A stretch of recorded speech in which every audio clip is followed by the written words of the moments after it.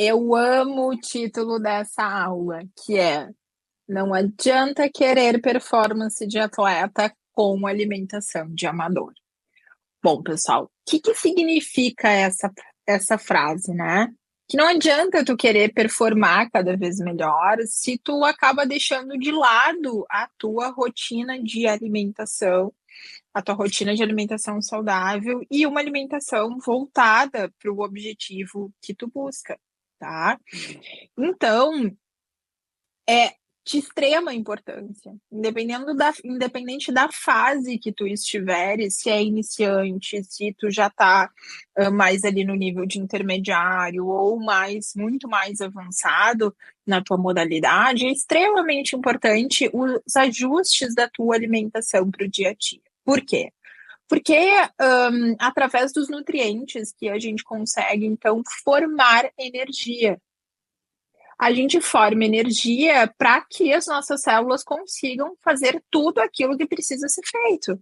Né? Então, assim, dificilmente as pessoas conseguem entender assim, nossa, mas a minha estrutura muscular tem células, esses miócitos, então, vão ter núcleo, vão ter organelas. A gente não pensa dessa forma, né? Mas, assim, é muito importante que a gente entenda que a alimentação, ela é extremamente importante para a formação de energia e para o funcionamento do teu corpo.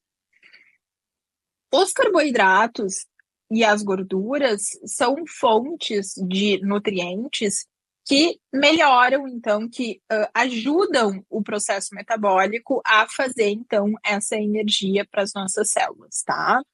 Já a proteína, ela é um nutriente que, como eu já falei aqui para vocês, ela está muito mais relacionada com a formação. Né? Então, a formação de tecidos, a formação de enzimas, a formação de proteínas dentro do nosso corpo. Porque, por exemplo, assim, quando eu tenho uma enzima, eu tenho uma proteína. Essa enzima, ela é feita de proteína, tá? Organelas são feitas de proteína, a famosa mitocôndria, que muita gente fala nos exercícios de endurance, é feita também de proteína. Então, a proteína também é uma fonte extremamente importante no nosso dia. Obviamente que algumas pessoas vão ter restrição, e aí são os vegetarianos, né?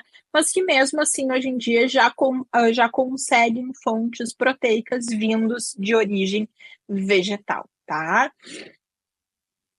Além disso, a gente precisa entender também que os carboidratos, eles serão importantes durante o nosso exercício físico e também na nossa evolução no treinamento, porque quando a gente ingere carboidrato, eu aumento glicogênio muscular, eu formo glicogênio muscular e glicogênio hepático. O glicogênio é uma reserva de carboidrato que a gente só consegue formar nesses dois tecidos, fígado e músculo, tá?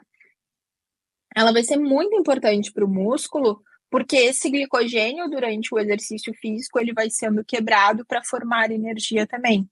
Quem vai sustentar a tua intensidade de treinamento vai ser o glicogênio, tá? Então, isso sem dúvidas nenhuma, inúmeros estudos já nos comprovaram isso. Então, quanto melhor o meu aporte de glicogênio, melhor será o meu treinamento, tá? O glicogênio hepático, ele vai manter estável a nossa glicemia durante os nossos treinamentos, principalmente se a gente fizer um treinamento mais longo. Só que esse glicogênio hepático do fígado, ele termina mais ou menos em 1 hora. E é por isso que a gente precisa utilizar carboidrato em intratreino. Porque se ele vai terminar, eu preciso de fontes, né, vindas de fora da alimentação ou da suplementação para manter essa glicemia estável durante o treinamento. Denise, eu vou precisar, ó, deu até um. Eu vou precisar usar carboidrato em treinos menores do que 1 hora.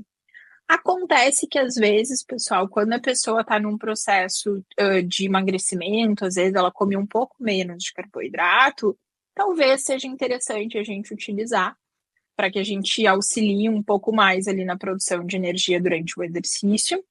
E também, quando a gente está em provas ou competições, ou se não está num treino muito intenso e está muito quente. Se está muito quente, está muito abafado, a ideia é interessante a gente usar carboidrato intra-treino em treinamentos menores do que 1 hora, porque daí vai nos auxiliar um pouco mais a poupar o glicogênio muscular. Então, eu deixo o glicogênio muscular só para formação de energia e também forneço glicose através do que eu estou ingerindo de uma forma muito mais rápida para nossa estrutura muscular, tá? Então, as proteínas eu falei para vocês que a base delas é a base de construção, tá?